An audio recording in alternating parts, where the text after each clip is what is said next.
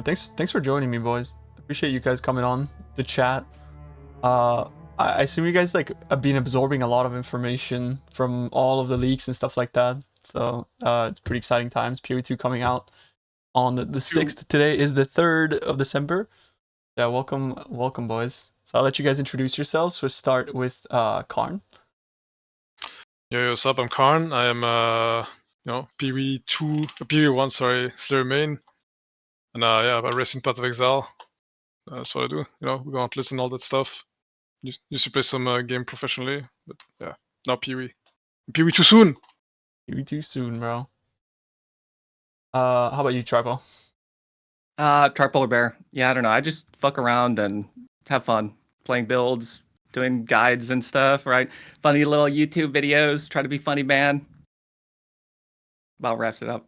Yeah, you have quite the portfolio as well of builds on Maxwell as well, bro. You've been popping off.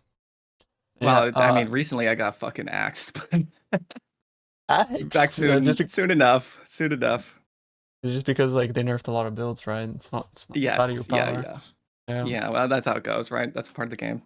That's it. Yeah, moved into a new apartment though. Very exciting. Moved in with a girlfriend, so nice. I got an office instead of just having a desk in front of my bed. I have like an actual space. I can back my chair up. Holy shit. I'm excited. For real. Nice, dude. And what about you, Captain Lance? What are you up to? Captain Lance. I just like to make builds and try to get into crafting sometimes and see what cool things can be made if you really try to min-max. Pretty much it. Yeah. I've seen some of your crafting projects. Like I remember watching your stream and you had like, I think it was Necropolis League, man. What was it? Was it the helmet? You were trying to craft like some helmet project. Holy dude. I caught some of those streams that was like the definition of insanity. The dumbest thing about that whole project is I was operating under an assumption that was based on like PUDB or Path of Exile or something. Yeah. And the text in the, I don't know if you remember Necropolis crafting this much, but the part where it was like you upgrade the tiers, it specifically said it rolls up the affix weighting into the higher tier. Like it had that as like a little subtext. And the whole theory was that I was operating under is if I eliminate the lower tiers, the weighting of mana doesn't matter for the 12k of 13 of the tiers that I crossed off. Right. So I was investing in a bunch of this mod tier weighting, and then I was competing for mana versus mana per int, which it was basically it was still 13k. It was bricking the item, yeah. Yeah, and it was literally subtext on how the upgrading the tier thing worked, and I wasted like 100 full plots of like helmet crafts and doing crafts in Necropolis was crazy as well. It took so much time for the setup. That's super annoying. But yeah, I mean, let's talk about PoE 2 instead of PoE 1, of course. It's coming, and I just wanted to sort of gauge like what your plans are for the start. Like what is like most appealing to you if like you've already made up your mind. And I guess we could start like we'll just go in order by like how it is on Discord. So Captain Lance, go first, and then we'll go down to Karn. I am definitely looking most forward to the Archmage stuff, mainly solely based on what might be a fake leak about Arcane Surge permanent up and the Arcane Surge buff effect. But even though that leak seems a little bit shady, I was like going back through the VODs of like when they showcase the character that does the Strongbox, that character has permanent Arcane Surge. Right. And their mana regen is very, very good, which makes me think that it's probably a real. And I'm probably just going to go pretty high into mana sustain, because if the Arcane Siege Surge thing is real, I think you can see realistically numbers of in the range of 50 to 100% of your mana per second, which makes going mind over matter a reasonable option for just extra raw EHP. And then the damage on Archmage seems like a really big multiplier. It does. So they doubled base mana regen as well. That seems really good. I suppose the only question there would be like how much increased mana exists or how much flat mana increase exists as well. There's there's not that much of it from what we've seen based on like Dreamcore's videos, and Basically, he's like the only one that has notable footage, pretty much. Yeah, he has like so much. There's like 33% on the tree from like 4 or 5 different notables that I've counted that are reasonable to pick up for the sorceress. Yeah. And then outside that, there's nothing. So I think roughly getting to like 4K mana is probably feasible, but it's gonna be rough. You reckon? If there's like some uniques or something like grant percent mana, then getting higher than that, it's gonna be a lot more. Yeah, feasible, but I don't know. I think it hinges on uniques because 4K I think seems like a lot, especially considering how strong Mind Over Matter is. If we're gonna go down that route, because I mean they made like 4K mana is like every single gear piece has 100 flat mana, and every single gear piece has like 40 flat in. Like just yeah, completely full invested, just stacked. I mean, I think that's a good call. Like Archmage does look very, very good, and you wanted to play it on which ascendancy? Yeah, Stormweaver. Basically, because of the Arcane Surge leak that I think is real, but they could nerf it before the launch. What is in your Arcane Surge? Is it still the same?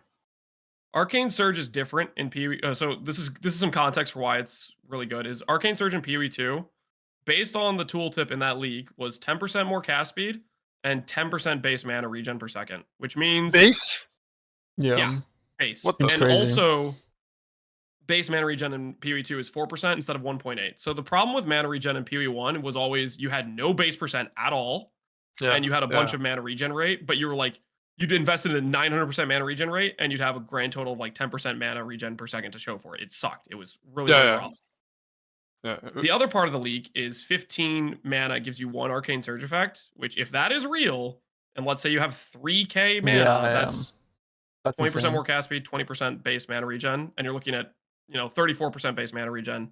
Start stacking some mana regen rate on that. You click Arcane, or you click Mind Over Matter, and it's still gonna have good sustain. That's the theory. But don't say that, because I hope it goes core, and I don't want GGG to change it. I think Archmage is definitely looking pretty insane.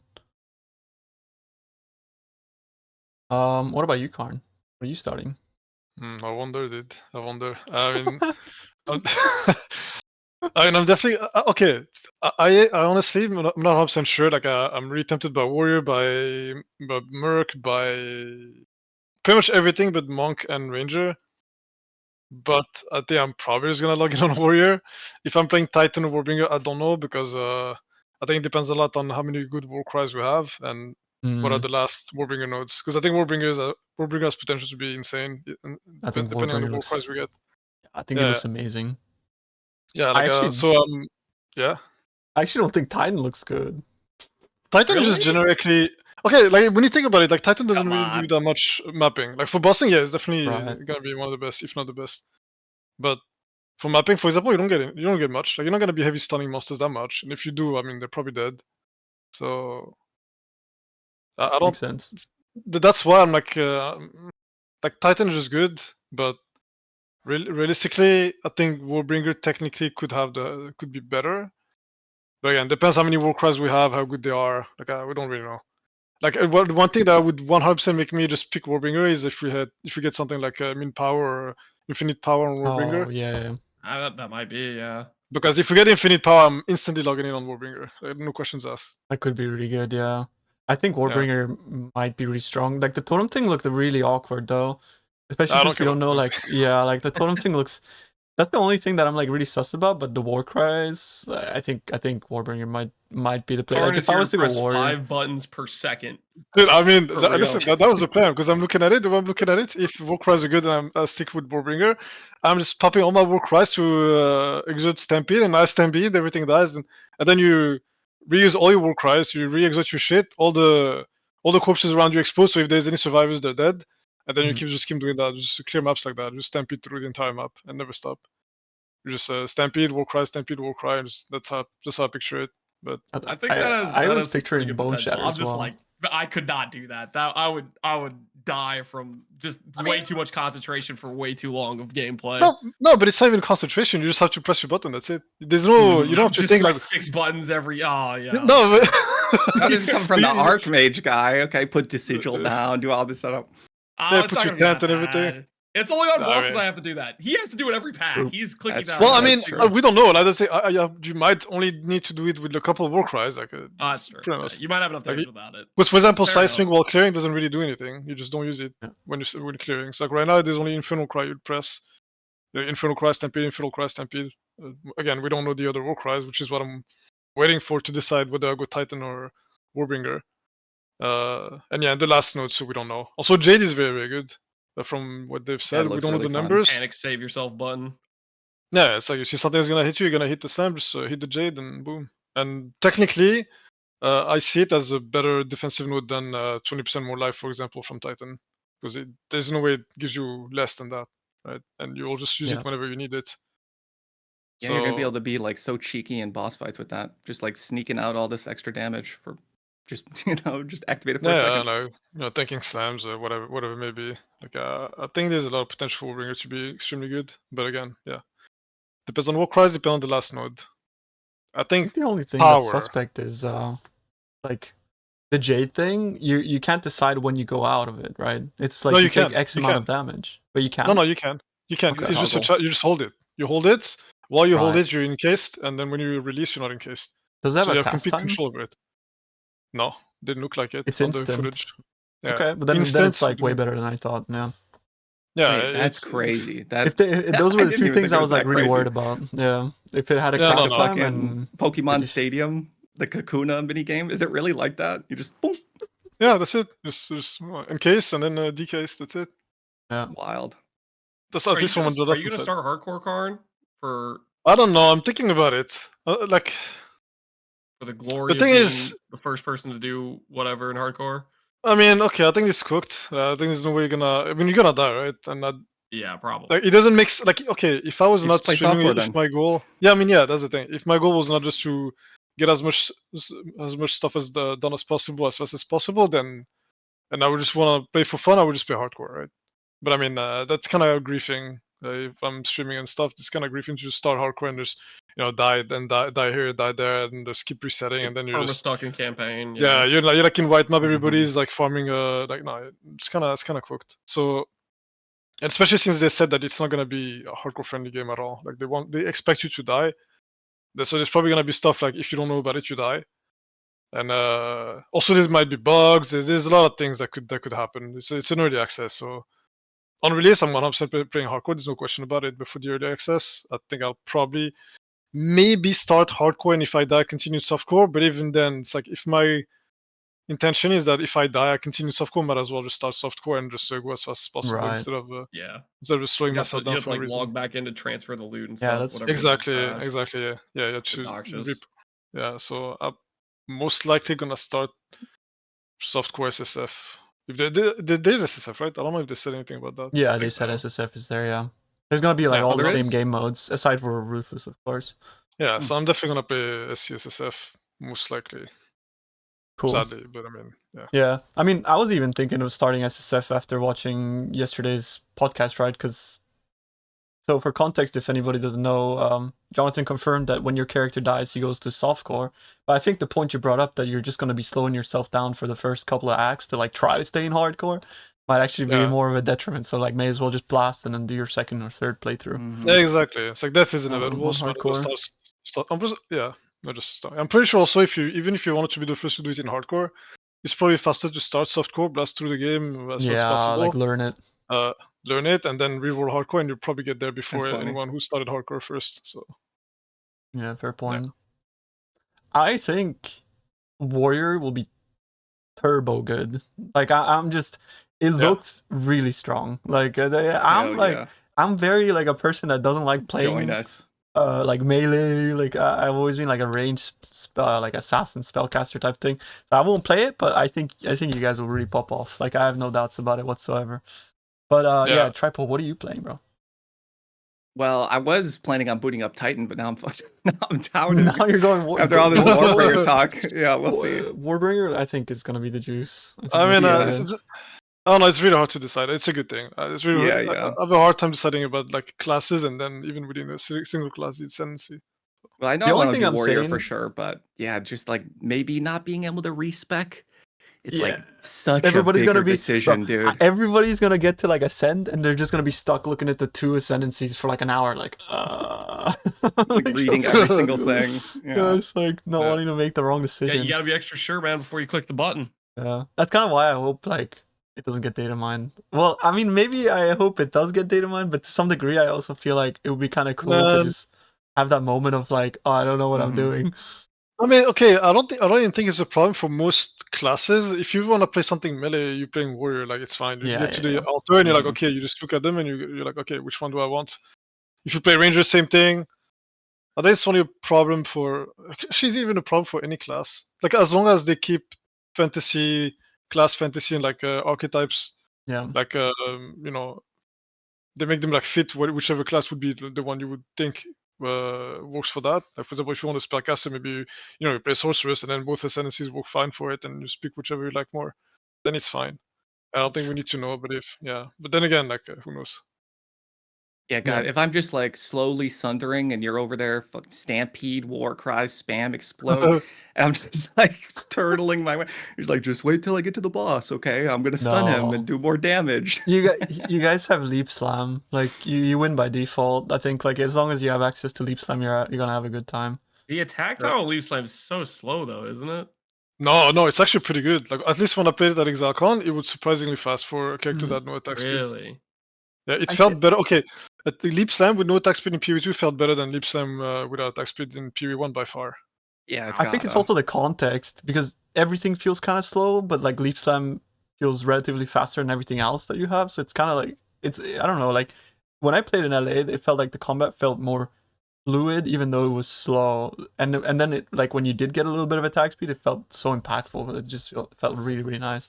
I think just to be able to use that. Like one thing about leap slam that I'm really wondering is like, is everybody gonna use it, or am I just gonna have like an offhand swap to leap slam on every class? Like, I mean, the shield charge is really good too. Shield charge is like there's no limit. Yeah, it's charging. I don't think there's a limit. It's like having Titan. Okay, Giant's blood with the two dual wielding two-handers, and then the swap with a shield. It just sounds so comfy. What about Titan's blood, but dual wielding? I mean, sorry, like a two-hander in one hand and a shield in the other. Because not many people are thinking about that. That's the weapon swap. That's the weapon swap. Okay, you're swapping that. Okay. Yeah. I think that would be my main setup. Would just be like a big two-hander shield, and then while I'm mapping, fast and weapon then on my boom, offhand. right? Get that stun on the boss, and you blow them up. Yeah. I mean, the thing is like Titan sounds good. Like a warrior. Sorry, that sounds good. Mm-hmm. Or gone con. It definitely made more sense before we knew that dual wielding was changed. Because now it's changed. Like most skills, they either have a bunch of attack speed if you're dual wielding, or they use both weapons with a penalty. So like dual wielding right now is like 40% of damage. 40%, right? Yeah. Yeah, 40%, because like 70% per weapon. So now it makes sense. Like now you actually want to dual wield. It's a lot of damage. That's true. Shields also got better too. Yeah, shields are insane. It sounds like, so block fun looks too. Yeah. crazy. Like block looks like one of the craziest stats in PoE2 to me. If it works the way I think it works. For the active block, you mean? No, it's just you have shields with base block, and that's spell block and attack block, and you just scale it. Oh, yeah, both. Yeah.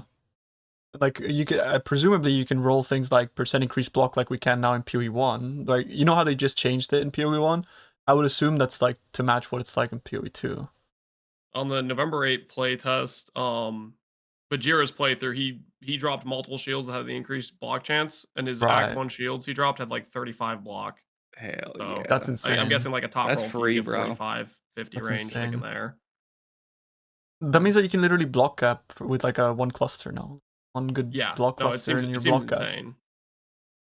That's why I'm almost in disbelief. Like, is block the same as in PoE1, or did it change its mechanics? Like, is there some like glancing blow mechanic going on, or you just straight up just stunned block more than you would otherwise? I don't know. Like, it seems too good to be true. I'm not gonna lie. Nah, I think it's just OP. I'm gonna try to get block on my witch or my sorceress. Yeah. I think so too. I think getting some block will be very, very good. Yeah, I guess playing with the shield makes sense. So you play with the shield, and when you have your stun, you swap to double two-handers. And yeah. Then it's just gonna make everything, while you're running around, just absolutely free. Because it's not like you really need the double two-hander damage while you're just, dicking around in maps. While you're clearing, yeah. We don't really know, but could be. Yeah, who knows? What It's all skill vibes. is what, like, if you had to choose one skill, Tripo, like what would it be, like, that you're starting, like your main skill? Well, so I've been trying not to like spoil everything, okay? But it seems like Sunder is just the free one, right? Like Sunder has guaranteed crit when you break armor, which is like nuts. And then if I can somehow, right? If it seems like you might be able to just shoehorn like ignite in there, right? Like these ailments seem just so easy to be able to add on. So if my crit, works with ignite now too, and I get a free crit on Sunder, and Sunder has that extra. I don't know what Karn was talking about, dual wield, whatever. I didn't hear anything about that with the bonuses inherent for dual wield. But Sunder also has another line on there. So like if shit, dude, with the dual wielding damage, with double two-handers, seems pretty fucking tight. Yeah, it sounds pretty strong. It is skill specific, the dual wield stuff. Okay, like Sunder has it. Yes. Yeah. Okay. There's like less multipliers, and it'll specify like this skill is only That's what I figured. Yeah. Yeah. I think Bone Shatter is gonna be really good. You guys should have Bone Shatter. I mean, okay, Bone Shatter. Karn, Bone Shatter. Thoughts? I mean, I think I don't see a reason not to use it on every melee build, because you just whenever it's fine for stun, you just stun it. You just heavy stun exactly. it. So, like if it's stunned, you Bone Shatter it and just. Yeah, exactly. And there's a lot of support for it. Like you put Bone Shadow with Devastate, Armor Explosion, whatever. There's a bunch of stuff where if you heavy stun, you fully break armor, you proc an explosion, whatever. There's a couple of things like this. You daze too. So you can just put everything in there, and then whenever, it's like instead of having to wait for the full stun build up, I think 60%, 70%, something like that. And when then they're it's primed, yeah. It's like above a certain threshold, exactly. Yeah. But also with something like Sunder, you just play with the Bone Shadow Devastate support, and you just, it gets primed, you stun it with Bone Shadow, and then armor is broken, so you will crit with your Sunder, you just Sunder instantly and gets crit. Yeah. Well, to continue on that thread, I'll also mention what I'm playing. I wanted to start cold skills because I just think they look cool. Like that was like my main thing. I think like having like some like cast on freeze comet going on would be kind of cool. I really liked how Eye of Winter worked with its crit vulnerability, and in combination with like I think crit is like questionable because it looks like we don't have much on the tree, but we haven't seen the assassin side of the tree yet, and obviously assassin gonna have some crit, right? So I'm really kind of like hoping that there is enough crit on the tree to justify using some kind of like Eye of Winter like cold skill nuke type thing. And because I want to kind of go into crit, I'll probably play Blood Mage, and I'm kind of joining the Church of Blood Mage based off of like Grimro has really been pushing Blood Mage to me. I was previously really thinking about Stormweaver as well, but I think Blood Mage looks pretty good for crit, and it looks comfy like too. The HP overflow, and the main thing is like leech. There's an ascendancy that says 10% spell leech, and I'm thinking to myself, if they put leech on an ascendancy, there's no way they put leech anywhere else, right? Like, yeah, it doesn't exist. Mm-hmm. Right, like it like surely doesn't exist. So having spell leech might just be really nice. I think like sorting out your sustain, and then you have a big life pool. Presumably you can get like a huge life pool. I don't know how much you get, but I don't know. Even if it's like 3k, that's a lot of crit. So yeah. Blood Mage looked really good. I looked at it and I was like, yeah, this senses look really strong. It looks really good, yeah. Like it's as soon as I saw it, you're saying you swapped from Stormweaver, because I was initially thinking the other way around until the Archmage swap, and I'm like, I'm full on Stormweaver train now. Right. I mean, Arcane Surge looks amazing, right? It does look amazing. But yeah, I'm wondering if like again, this is like something like I was talking about with Grim, and I'm wondering if there's like gonna be a way to, since you're heavily leveraging on like life cost and stuff like that, like you life tap your main skill and then you just go mom, and your mana is just like sitting there as just extra life pool. You can just get extra tanky. Who knows? But then if you're investing into mana, maybe you can even put Archmage. Yeah, who knows? With the Archmage, I haven't looked at this. This came up in my stream just recently. Does the Archmage cost transfer over to that extra mana cost or the extra life cost you get though? Blood Mage node. I didn't look at it too closely. If that was, I was gonna look at that later. Yeah, I don't know like the exact mechanics behind it. And honestly, like if I'm completely honest with you guys, I think even though we're like really trying to put our heads in and figure all this stuff out, we'll end up logging in on day one and things will just be like completely different to what we expect them to be. That's why that's why I'm not like stressing about it. I have like the generic outlines, like exactly. I'm gonna have an armor breaker move, I'm gonna have the big damage move and the stun move and something to move me, right? Like some clear combo. Yeah, I just want to freeze. That's kind of like where I'm at right now. But freeze crit seems really good. I don't know if you guys noticed as well, like cold skills have like much higher base crit compared to like other skills. So, you know, we'd probably like leverage that. Yeah. Actually, I'm pretty sure that every build will want to be crit anyway. Like, it doesn't matter what you play in, you want to be crit at some point. Yeah. Like, one thing I really noticed is that, or like what I was like thinking about a lot is how like if Ignite is strong, like how strong is Ignite because of the fact that you can just get 30% crit, and that's effectively crit cap for your Ignites, right? So long as you're hitting like once every like second, if your Ignite is like 4 seconds long, that means that you're always going to apply like a crit Ignite, right? But the question is like what sort of percentage of like hit damage versus Ignite damage are you going to deal on an Ignite build? Because that's like totally different now. I tested that actually. I checked my footage from March, and it looked like the entire Ignite did the damage of the hit. Right. So Ignite is essentially, at least obviously I don't know for sure, but like I checked on Perfect Strike, which had 80% conversion to fire, and then I compared like the damage of the hit versus the damage of the Ignite, and it looked similar. It looked like it would be something like 25% per second or something of the hit size. So that's pretty. I mean, that's pretty good. Yeah. So yeah, basically, Ignite. If you Ignite, you basically deal double damage. Is from the looks of it. And also that was like without knowing the resistances of the boss or anything like that. So again, that is like a ballpark, I guess, an estimation. I mean, it's not exactly double damage though, because you're hitting throughout the duration of the Ignite. Yeah. No, yeah, but I mean for the hit that ignites. So yeah, technically, for the hit itself, it would be double damage. So overall, it's less than that. Yeah, having like the percentage of like how much hit damage versus Ignite damage. Like, I'm not even sure in PoE 2 we're gonna have like pure Ignite builds like we have them in PoE 1, right? So it doesn't seem like it. Full speculation. Like it's just based off of the hit, and if you do more damage, then you get to Ignite.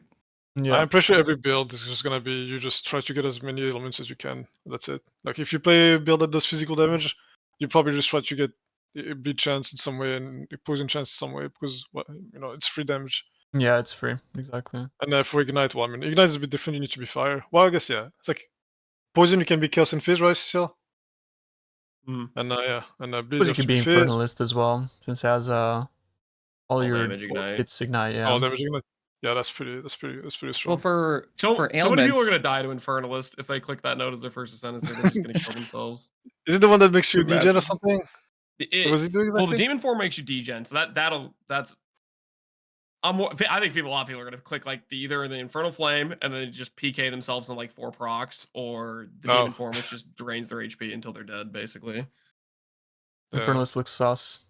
It looks strong, like it could be strong, but it's sort of like we have to figure out the mechanics first. There's too much mechanic stuff going on. Yeah. I was just looking at the showcase, and it was basically over the course of like 5 seconds of them showcasing the Infernal Flame thing. They didn't get hit a single time, but by the end of the clip, they had 50% of their HP left. They killed all their ES and half their HP pool in like 5 seconds.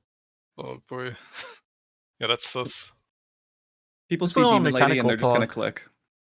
Yeah, they will for sure. Simple as that. Cool. They got to know that, right? There's no way they're just gonna let these fuckers constantly kill themselves and quit the game, right? Surely. At the first lab. I think they would actually love that to happen. You know how GG is. They're into that. But then they have to they can't just respect their ascendancy. So it's a bit of a maybe a topic for later. But since we're on like mechanical talk, I was kind of wondering, so like how strong do you guys think minions are? Because like it's heavily capped on like your spirit, and spirit seems to be something that's like gate kept as like an endgame stat. Like I'm not really sure, and also there's no real minion ascendancy as well. So I know there's a lot of people that want to play minions, but it's Infernalist, no?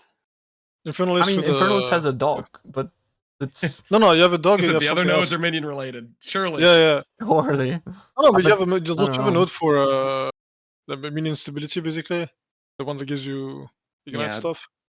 The only ones I've Makes your seen minions that ignite. sound good are like minion instability, some Right. explosion. But just like having that Yeah. army, yeah, it feels like those dudes are kind of just lost in the early access. Yeah. I was really I mean, expecting the there to best be some kind showcase of I thought they necro. had of like when they showcased characters was when they showcased the minion build in Sanctum. That was at least the best DPS. Like that doesn't mean much because they could have just showcased bad character, endgame character here versus mediocre character. But Right. It looked like I had good single target, but the clear was like a bit sus from what I remember. Yeah. Don't know. It's all a question mark. So I mean, I guess what's your favorite ascendancy? I suppose like what you guys are starting like your favorite ascendancies, right? So we'd have to be like Blood Mage, Stormweaver, and then Titan or Warcaller. No, I mean, honestly, my favorite one is probably not what I'm gonna play. Yeah, Witch Hunter is probably my favorite. Yeah, Really? Witch Okay. Hunter looks insane. Like Witch Witch Hunter Hunter looks ascendancy insane. looks cool. Dude, the aesthetics of it, like you can have a crossbow swap to like sword and board, and all the little fucking Witch Hunter things where it's like, oh, you explode the demons and monsters and you're culling bosses. Like you're stopping people from casting spells. It's so fucking cool, dude. Reminds me of like I just want to bonk. Yeah, it looks really cool. Reminds me of Bloodborne. Like the ascendancy looks really cool. Yeah. Like I love these themes. It feels like you get to like be, a specific kind of archetype. Like That's definitely probably yeah. Go ahead. I thought that was like a good segue into talking about like how much they're really going into like themes and stuff like that, right? With Path of Exile 2, do you guys feel like the fact that they're really going hard on themes is something that might actually be restrictive? Because looking at how like the ascendancies are, they look very like aiming at specific mechanics, and the passive skill tree itself, even just traveling from like one starting point to another, is like 8 passive skills. So it to me, like it looks like we are sort of a lot more restricted within our zone of the Atlas, of the passive skill tree. But I sort of wanted to gauge as well, like what you guys think, because I even have some people in chat saying like, you're just gonna play minions on Gemling, like, and I'm thinking to myself, you're Gemling, like you're at the bottom of the, how are you gonna, like, it doesn't. There make are any some minion sense to wheels me. down there. There's like 2 of them or something. Yeah, on the ones like near the Marauder, right? Like so, Yeah, like who knows what they do? yeah. I don't know, but I think I have the opposite opinion because your attributes you can select what you get on every single point. So you're not necessarily if you have some sort of attribute affinity, that's not a limitation. And then also I think the travel distance isn't that much different than PoE 1 in terms of like if I was going to travel from Duelist to Witch in PoE 1, I think it's a similar amount of nodes doing it in PoE 2. And then in PoE 1, the outside like highway or the middle highways, they have jewel sockets along the way, which kind of like it pays you back for having to travel around pretty much. Because normally you'd have to spend 2 extra points to grab the jewel socket where it's literally right there. Mm-hmm. Yeah. The jewel sockets look amazing. What do you think, Karn? I think I really like because there's definitely a big ascendancy identity now. Not necessarily like where you're on the tree and like whatever where you're gonna be on the tree, but just the theme. Like all of them. Like for example, we have Chronomancer. That's something like completely different to what we've seen before. Even stuff like Gemling, same things. It's very. I think all of them are kind of. It's a lot more than just okay. You're playing a Slayer, you have some damage, you have some leech, and that's it. You're playing a champion, you have some armor, whatever, drug, same stuff. Like, it's a lot more. It's more than just okay. You have a bit of damage or you have a bit of defense here and there. It's things that are gonna that have a big impact on like how the class actually plays and how the game will play. Like so Infernalists, for example, like all of them, I think they have a pretty big impact on like how you will play the game if you want to build around these ascendancies in particular. It's like I actually like it a lot more. They're a lot more flavorful, I guess the word I was looking for. Like Same for Warbringer, for example. More thematic, yeah. I felt the same. And it's actually it's also interesting. It's not just fluff. It's also pretty interesting to like build around, in my opinion, for a lot of them. Yeah, they're just so much cooler, right? Like you have Infernalist. It turns your mana into cool orange lava. Like that's sick. You get to turn into a demon. You get a fucking dog. Like all of these things are so cool. The Blood Mage, you're probably gonna feel it, especially compared to other things when you have that spell leech and you don't have to worry about mana anymore. apparently Titan might get a chest or something. That's really fucking cool, right? Like chest. 20 extra inventory spaces. Oh, it was the the rucksack. The rucksack is the reason why I don't like. There's Titan. no way that anyone clicks that unless they're like a because there's no way.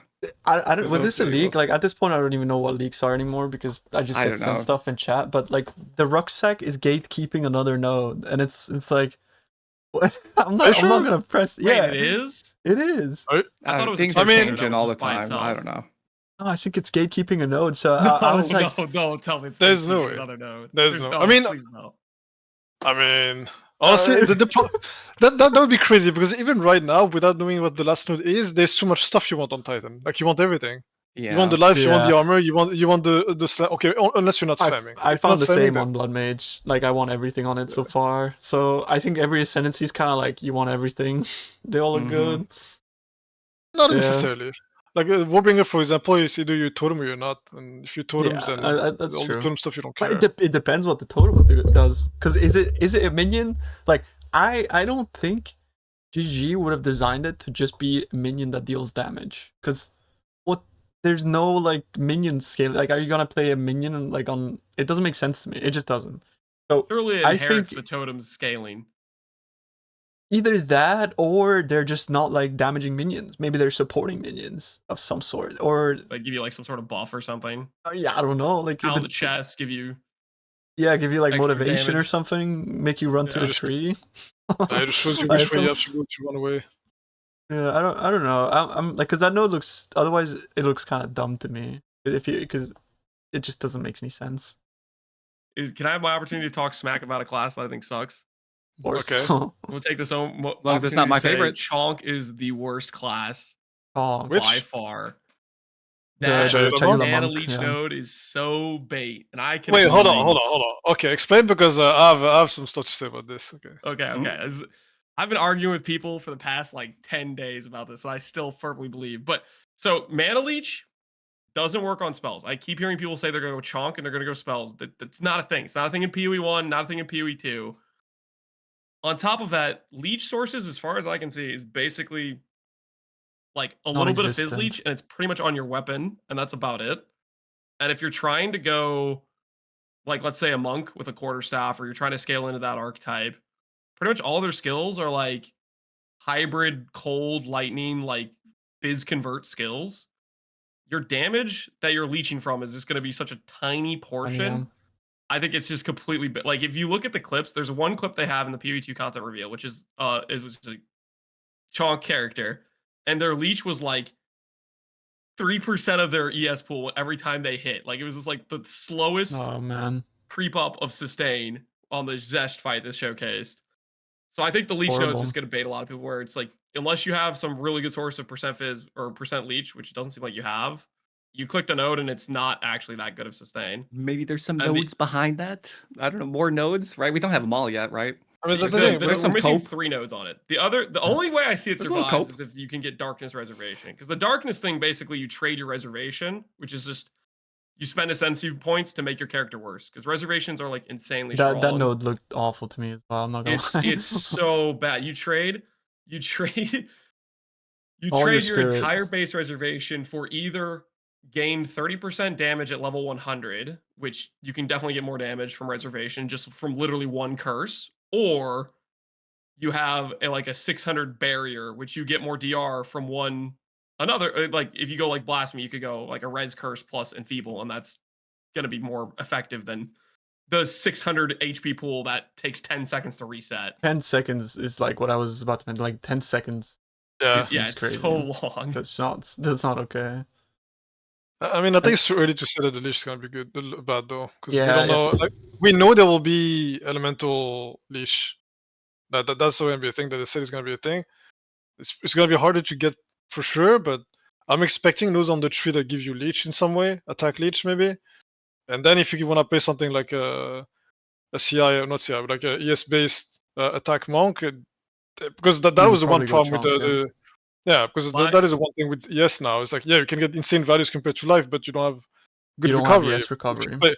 But with Monk, if you can actually manage to get some leech, that's gonna be very different. And then suddenly, I don't think there's any base leech on the tree. Like I've seen a lot of leech nodes in a lot of the different footages, and it's all like increased amount recovered, Yeah, I saw over the same. leech. It's like all these stats that modify the amount, but the base leech is it's like there's no like 0.5% of damage leached. That I have not seen any stats like that outside of the weapon like suffix fizz leech mod. So it needs to be mana, right? It needs to be mana. Yeah, specific. it would need to be leech mana, leech, like a percent damage leached is mana. I mean, I'm sure I was doing the exact same research because like I was thinking like why would I go blood mage if I can just get leech somehow, right? Like, but I looked everywhere and I couldn't find anything regarding like leech. An example of their feeling towards leech is the mana leech support gem, literally an entire support gem, and it gives you 2% fizz leached as mana. Yeah, the life leech is the same thing. It's only fizz leech, fizz attack leech. But I mean, the blood mage thing, I can see it being an ascendancy because it's spell leech, and spell leech is always a lot harder to acquire than attack leech. It's very hard. Yeah. Like if it was normal leech, then yeah, it would not make sense. But like, I don't expect the tree to not have any leech. I expect some leech. Mana leech, I don't know, but elemental leech also, I don't know. But I don't know. I think it's a wait and see angle because there's too many. We don't know the entire tree. Some things might change, some things might be wrong. Like, it's a bit too early. But yeah, for now, yeah, Chilla Monk. When I first looked at it, I was like, eh. And then when we saw about the ES, I'm like, yeah, it could be very good. Okay, I mean, it could be the only way to like abuse ES to a way where you're a trickster basically. the aesthetic of it, though. Okay, how cool is that? A Chayula monk. Okay, and you see into the or you walk through the breach or whatever, and you get to pick up orbs and shit. I mean, what if the orbs give you like triple damage? Into disaster. You never know. Very unique, though. Yeah. I mean, on the other hand, though, Invoker. Like a Hexblade. Invoker looks great. Looks really good. I like it. 7. What's the deal with Invoker again? I don't think I've looked too much. It's like some generic damage stuff and a melee proc on crit skill. Like it's like wild strike on crit type of thing. Like a cast on crit type thing with like a lot of damages extra of other elements and also ailment stuff.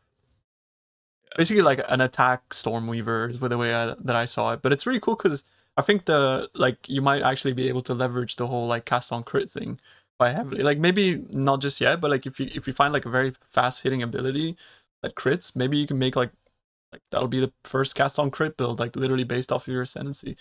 Could be cool. I think it's also cool that the skill it's proccing, I'm pretty sure it's a melee skill. So it's not like casting. It looks like a spell. Yeah, it looks like it looks like wild scale strike with melee as well. Exactly. It looks like wild strike. Yeah.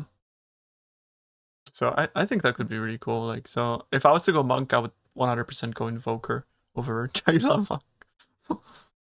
That's I'm trying to think of like any other ascendancy that we haven't really talked about. I guess like Deadeye and Pathfinder, I think they're just very generically strong, but maybe a bit boring, I suppose. Yeah, they're so boring. There's stuff we already know, pretty much. Like they feel for the most part. Yeah, for the most part, it's the same. Yeah. They just blended Raider into Deadeye. That's about it. Yeah.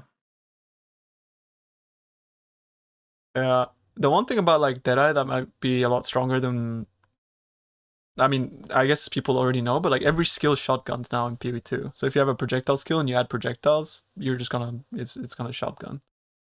Yeah, I was talking about it when Jonathan was talking about how melee has an advantage because if you're close to a monster, then it's easier to play around their abilities. But I'm like, bro, you can just play a range character, like a bunch of projectiles, and just when you're melee range, you want to be melee range anyway. Just stand closer. Melee range. Yeah, and if you have a bunch of projectiles, they're all shotgun now. So if you have GMP, I don't know, fucking lightning arrow, you hit 5 arrows if you point blank. So that sounds like really annoying gameplay, though. Like honestly. Especially is that because like everything shotguns. Everything. I thought it was like specific. The skill would tell you if it was. I mean, it's possible that they have skills that don't shotgun, but were sort of like confirmed that everything shotguns. So the exception will be that it doesn't shotgun, as opposed to the latter, right? Mm-hmm. Yeah, I think that'll be pretty cool. But before you get your ascendancies, you have to go into your ascension trials. Now, this is like the replacement for lab in PoE 1. My question is, what do you guys think about the Ascendancy trials so far? Which one do you think you're gonna go for? Will you go for the Ultimatum variant or the other one, the Sanctum one? And also, do you think people are gonna be struggling with these because they look quite hard from the previews? Like, yeah. So just your thoughts on Ascension trials and that kind of stuff. I feel like they're gonna be. There's definitely like, for example, obviously Trials of Psychoma is basically Sanctum. Like a lot of mechanics carry over. There's definitely gonna be a learning curve for people where certain boons or certain afflictions are like they just completely break your run.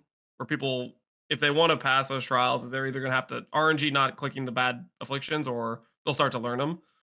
But I don't think it'll be that hard because it's literally it's something you find in Act 2. By like if you just wait and go back and try to run it when you're level 30, it's probably just gonna be a cakewalk where you're just over geared or over leveled type of thing. I'm probably gonna run all of them just because I want to see the different types of content and just try it out, the variety. I'm excited that they actually have the option for lab after 10 years of doing lab. It's very, very stale, and having that variety just sounds kind of nice. Blood Mage just leaked on Reddit. I don't know if you guys like want to actually like look at it. Live key leak alert. Do you think it's I mean, like, let's look at it. Everybody's looking at it. Everybody's linking it to me. So I'm gonna link it. I'm gonna link it in the Discord call, and I'm gonna open it up on stream. Blood Mage just got leaked. Yeah, no, that's what I was thinking about. Has this thing called Life Remnant, which is Progenesis. What in the hell is that, bro? 25% of chance to spawn a remnant on kill enemy. Oh wait, this is the other one. Where's the other one? 25% of life loss from damaging hits is lost over 4 seconds instead. Oh. Yeah, that's literally the same thing as that is Progenesis. Yeah, and that's not all though. Then gain energy shield equal to body armor. We knew that one. Well, we knew. Your curses have infinite where's this duration. leak from? Is this from them?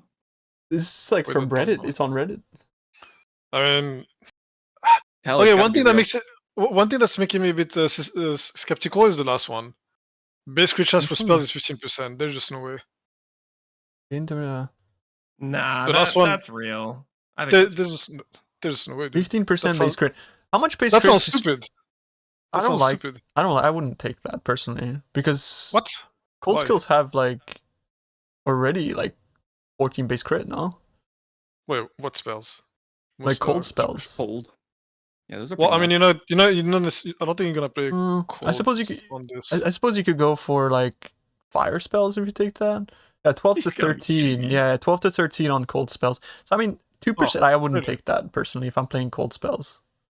Yeah, if you're playing cold spell, yeah. I would just take the multi and like the Progenesis for sure, and the leech. Everybody looks good on this Ascendancy. What is this? Yeah. Hold on. I just want to say right now, this is the worst thing that could have happened to me. Why elemental damage? Your state, Stormcaller. Let the doubt seep in. Nah, I've been getting trolled for the past year about Elementalist Bleed. Oh shit! So you're gonna be playing some bleed spell? Nah. Wait, it's funny that you're actually mentioning that because I didn't even look at that node. It's funny that you're excited over that. Elemental damage can inflict bleeding. Freaking trolled for the rest of my life. Wait, but it might be insane if elemental damage can inflict bleeding. Wait, that might actually legitimately be insane. I mean that's very easy. You just put that on a fire skill. You just play fire and you get ignite plus bleed. That's so cool. That sounds so cool. That sounds pretty insane, to be honest. Because you're gonna have like capped crit on a fire skill that also can bleed. That sounds insane to me. Wait, this might be insane. Okay, I'm starting Blood Mage, guys. Yeah, I'm gonna be Blood Mage. You're running Blood Mage. No! I've got to copy what you do, okay?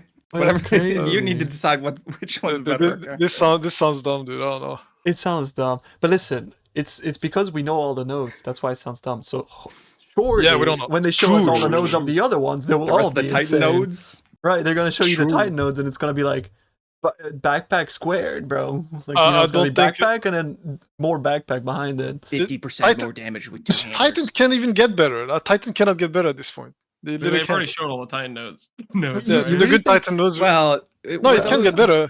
Those were like the leaked, unconfirmed, maybe whatever ones, right? Yeah, that would be if you do it different, maybe. But I want to see a fire spell. See if there's a good fire spell out there. Where did these even Fireball come from? looks, Where did we Fireball find looks these? wicked. Fire spells. Fireball's like See, tornado see, shot look. with crack. Yeah, The crit chance on fire spells, like for the fireball, is like 7% crit chance. yeah, You 100% it's Yeah, you need the super base low. crit Yeah. load if you're doing Exactly. So that, you take the probably. base, you take the multi, the base, and then you take the bleed, and the last one is probably the progenesis, I guess. Well, no, you got to remember that you have to pass through one ascendancy node Oh, to yeah, even well, play you're right. Blood Well- Mage. Yeah. Oh, that's all you take then. So that's how they're like nerfing the ascendancy, right? Technically, you only get like 3 points. Yeah, I mean, you would get the leech. remnant thing, you get remnants on crit now, so you can get it in a boss Right. fight. It could be So really you can good. Yeah, overcast yeah. Wait, it's on that and increases crit? your crit damage. On crit. It's, That it's red so it's so broken. That Reddit thread's bro. deleted now. Don't Oh, refresh. okay. I'm not gonna show it anymore. Right? Alright. I Spawn remember- hate leaks, man. Like it's Yeah, Spoiling Steve over here. it's the worst You though just Couldn't because help like himself. everybody, All he had to do was wait everybody's 3 minutes. Everybody's linking it, and of course, Yeah. of course they're gonna click it. yeah, I mean, you know. It was Listen. it was a 2-second decision. Do we look at it? Do we look at it and just like instantly start snorting lines of cocaine? I mean, bro, we're like kids on Christmas. Like we just want our presents, man. We're let starving that be a out lesson. here. Myself. Let that be a lesson. Let that be a lesson. Don't give early access to anyone ever. It's I don't know why they Don't. invited so many people on their like latest beta. Like it's crazy, actually. Are we doing It's a fuck crazy. extra life segment? No, we're not doing a I fuck think extra life you just segment. did it anyway. That's all there is to say. Fuck extra life. Move on. Yeah, Yeah. that's all there is to say. Especially since they break like the trust that GGG granted to them, right? Like I understand like individuals leaking, but like when it's like a big publication, it's like horrible. Mhm. What were we talking but about? we were talking about Ascension Trials. Yeah. Okay. Yeah. Yeah. Well, it's like 15 minutes before So the there's like a leak into. Okay, trials. Trials. The first one seems less fun than just Ultimatum. I love the Ultimatum guys and killing monsters. So, second trial, real cool. But I mean, to be like, I'm not going to do the first one. Like this, there's no way. That looks so odd. Like, I'm not digging my feet in. I'm just going to try shit out. I'm just going to, do I don't everything think it's once. even gonna be that hard. Like Ziggy did it with a No, pretty I don't think trash so. crossbow at level 25, right? We're talking Act 3 content, right? Like, they're going to make this accessible. There's going to be 2 dudes on their couch smoking weed and eating pizza. And they're going to be able to do this. Is that gonna be Or you? do- No. Maybe if I come over to you. I mean, what if you can get your wife into it, bro? That's what I'm saying, man. This shit's busted. I showed her the reveal stream and she's like, "Wow, that actually looks really cool." Like I can see what's happening cuz I tune into your stream sometimes and it's too much. I'm like so overwhelmed. There's just much. everything everywhere. But like that fire thing look cool. Like there's so many abilities. She's like, "Oh wow, that's so cute. You get to be a demon." It's like, "Yeah, that is cool, isn't it?" December 6th. Log in, dude. Good. I'm all for the Ascension Trials. They all look really cool, actually. Aside for the escort mission. The escort mission I'm really not sold on, but I like the fact that you get to choose how you ascend. And I like how it's also an endgame thing, and it doesn't seem nearly as tedious as Laboratory. But I really hope that it's like, because it just looked really hard. So I don't know. I think everything looks hard though in PoE 2 right now. I just kind of like hope that people will be able to get through the campaign, and keep playing because we want those casuals to be part of our game. I think the contingency is gonna be okay. Even if it's really hard, is it fun? Like if even if you repeat dying, are you still just enjoying it and logging? Like, yo, that guy, you freaking messed me up. I'm gonna try harder and you beat him or whatever. Yeah, you got to feel like you have something you can do that'll make it easier, right? Whether it's like trying again or getting some upgrades and making your character better. Yeah, that's true. The only thing I suppose that's like a bit scary about it, Ascension Trials, is that you need a currency to access them. So that's my only concern, is that like if you fail, you might feel very dejected. It's like, I think the first like your quest ones, you can retry it. I'm pretty sure. Like, Yeah, I thought we there's heard not. something It's like just that. the fourth lab that you have. Right. Okay. So the first, Boss. I remember them talking about how the first one had like more of a pity system where you could just kind of continue, like try it again and again. Yeah. That's a good point. Yeah. I mean, I guess Ascension Trials is like really not that much to talk about, so we can move on to maybe like crafting and currency, like a big rework in Path of Exile 2. And I guess my first question for you guys would be, what do you think the main currency is going to be in PoE 2? Because I haven't been able to decide, like with my chat. Exalts, maybe? Exalts? Probably, maybe? I think it's going to be Omens. Omens? Omens? Yeah, because like Omens? Divines, Exalts was always tied to the value of the metacraft, and Omens are the metacraft. That's true. That's my theory. That's in terms of like the premier currency, the Chaos Orb equivalent, I think might be Exalts, maybe. Yeah, that's what I thought I was talking about. Yeah, I'm getting confused. Sorry. To me, my argument against it not being Omens is that I feel like the standard trading currency has to be something that is like a global drop. In my brain, like it just must be. True, and it can be something coming from a specific league mechanic. What currency is going to be valuable enough to warrant like that separate tier? You think? I think Exalts, because aren't all the items dropping with 4 mods no matter what? Like the rare item is always 4 mods. A lot of the rares are just 4 mods. So you're gonna be slamming fucking everything.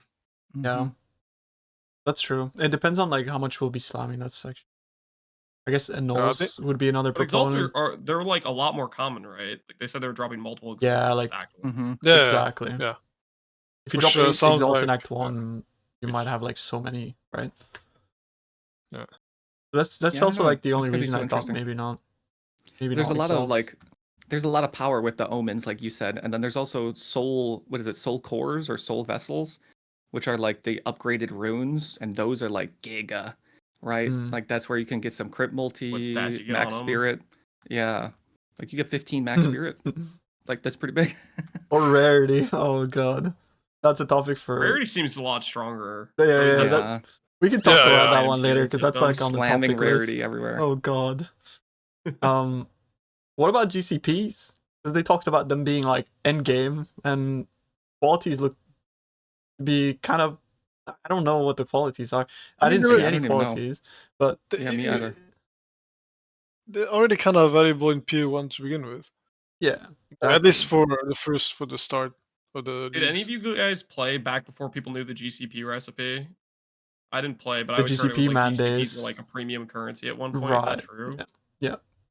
I didn't play back then, but I heard the folklores of like the GCP man who's the only guy that knew the recipe, that's like owned the softcore economy. He's just there. He's like the mogul of softcore. It's kind of funny actually. I actually like. I think things like that are awesome. Like it's things that I don't think we'll ever get to experience again because of like the information boom of the internet, and it's partly our fault as content creators too, right? But yeah, I mean, I hope we do have to get to experience some of those things on launch, which is partly why I think also be the Wild West. Sucks to get leaks and stuff. Well, stop fucking looking at the leaks, okay? I've got my head in the sand most of the time. You've corrupted me. I have no morals. I just fuck the internet. I just wanna fucking log in on day one. I don't know what the fuck the game is. I don't know what changed. I don't know. I just log in and you don't know fucking shit. That's what I want. This is the game to do that, right? We don't need to fucking have a POB set up and the optimal whatever gear path Atlas strategy ready and prepped for your day 1, day 2 into your juicer It's like, dude, you could just be the big guy and get a big weapon and you're gonna be fine, right? You just read the words on the skill gem and find those everywhere else and you just blast. Yeah. Yeah, I mean, the reason why I was so curious about that leak... Not over-optimizing at all. Exactly, yeah. But the reason why I was so curious about that leak is because it's like they showed this, and it's like, I'm already going Blood Mage, and then they say Blood Mage is shown, so it's like, oh, yeah, I get it. I get it. I looked at the Titan things, right? After the leak, are you more excited or less excited than you were? I mean, now it's like I'm actually kind of scared that like too many people will jump on Blood Mage, and I'll feel like I'm not a hipster anymore. He hasn't not stopped smiling since the leak. That felt like you high rolled compared to the other ascendancies. That was like every node was like, oh, that's every good. Node was sick, dude. Sanguimancy's better than I thought. You get the things on so crit good. now. Looks so Stand good. up, Tuna. Stand up. I mean, I don't think I can. I'm sorry, boys. I can't. He's stuck, dude. Okay, understandable. You just gotta do that little bend over. The bend over. Oh man. With crafting and stuff though. Did you guys see the item that they showed? This is official GG showing on the Archmage reveal, where there's basically this staff that has insane modifiers on it. +5 lightning, 100% spell damage. Yeah, gain exactly. Damage is lightning. Base crit, I think too. There's like base crit in there, maybe. Yeah, it had. I'm gonna try to bring it up on my stream so people can see it. So if I was to go here, okay, no, that looks terrible. Fuck, I wanna be Blood Mage. So I guess I can read it. It has gain 26% of damage as extra lightning, 119 increased spell damage, 101 mana, which is crazy. +5 lightning, then 14% increased crits for spells and crits damage bonus. Every single one of those stats is good, and every single one of those stats is themed lightning.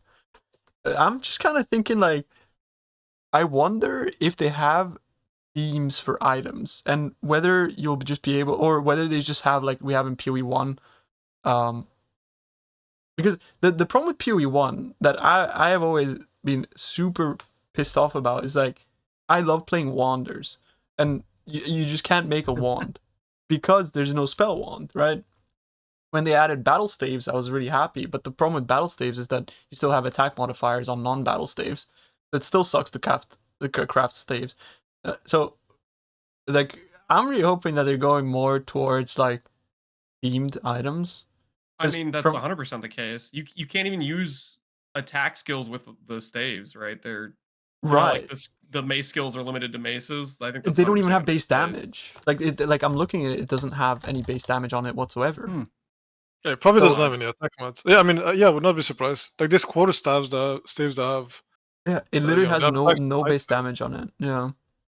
Yeah, then you probably can't attack with it, so there should not be any attack modifiers. Any attack mods on it whatsoever. And from all the showcases that I've watched, like I've never seen an item with a role that is not relevant. Right. So like, I mean, if it's a bonk, they always have like fizz and attack speed. And when I played in LA as well, I slammed my bow and I got attack speed. Like it's just like all the modifiers were relevant. Right. I mean, mana on kill is actually really good. Yeah, on kill things are really good in PO2 because you don't have like super good access to recovery. I mean, part of it could be, like the mod tier weighting system they have in PoE 1. That like, we have so much crafting power at a baseline. They're taking a lot of that away, and probably their thought process is, we can drop more consistently good items that have a chance to roll better on a more regular basis if we don't have such OP amounts of like modification power level with the currencies we have in PoE 1. It's more available for them to do something like that, right? Yeah, and it makes crafting a lot more accessible, I suppose, as well, which I think is like their main goal. I mean, I'm worried it might make crafting too easy too. Yeah, that's the flip side. And the flip side as well is that like you never know which crazy guy is gonna make like, I don't know, like a light radius build in PoE 1, right? Which is kind of like the charm of anything being able to roll on. I was actually thinking about this when they talked about the item tiers and how light radius just gets scrapped off completely at like tier 5, for example. And I was like, what if I wanna make a build with this? Then you can't. You have to slam it all after the fact. No, because can you even still slam? Yeah, I guess you can, right? It's just for the initial generation of the the full mods the rare rolls with, right? And you could still slam after. I actually didn't know that either. I think for crafting too, I think Jonathan even said that they're planning on adding in more systems as they bring back and modify and upgrade certain league mechanics. So like, Harvest, if they add in Harvest again and they swap around how the system works, I think they're just going to add more crafting like things you can do over time as they add in more systems. I don't think it's going to be, it starts out simple now, but I think it'll get more interesting as leagues get added. Yeah. Yeah, of course, for sure. Yeah, I don't know. It's all just vibes, right? Like when we get to doing maps, what is it like to be picking up the gear, and crafting on it, or like when you start doing your upgrades, like right, like how are you getting your bases to start slamming, or do you even do that anymore? Is it just drops? It's just like it's all just gonna be pure vibes. I think it'll be fun if it works the way this set and we actually have enough currency to just throw at stuff. You just go through a zone, you have all 3 items. Like I don't know, dude. No, during so the too. campaign, yeah. I hope the end game isn't just like constantly picking up bases to slam things on, and I don't think it's all gonna be like that. Yeah. I think late game is probably just gonna be picking up like high tier items and then work on them with like chaos orbs, whatever, exalt and Yeah, all that'd be those perfect. Yeah, sweet bricks. like tiered thing. I think that's how it's gonna be. Yeah, That imagine makes crafting's killing too bosses easy. so much more exciting, by the way. But it, Here's Oh the yes, sword! yeah, true. Yeah, yeah. I forgot about that too. Yeah. Fuck, that yeah. There's so many cool things. Dopamine straight to the bloodstream. Yeah. I also hope one thing that I hope actually, speaking of bosses, is I hope bosses actually give proper XP Oh, because it okay. feels because Hmm. like bosses right now they don't give any XP. Like they have Yeah. a big XP multiplier, but it's just That'd not be cool if enough. it was like a they're not- syndicate chunk. Yeah, exactly. Like if bosses were like Syndicate, for example, like because they said it should take like about like what, a third.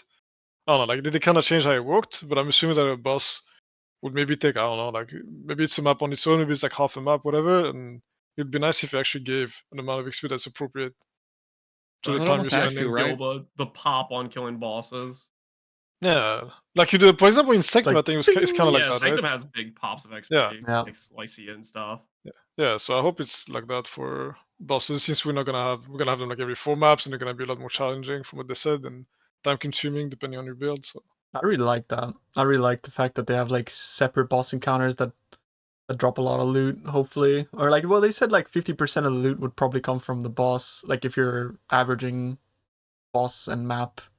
So yeah, presumably they drop a lot of really, loot. Yeah, they said They said something that? like half of your loot will come from bosses. that was after they changed it to being like a occasional encounter. I have Think no so? idea if that's true.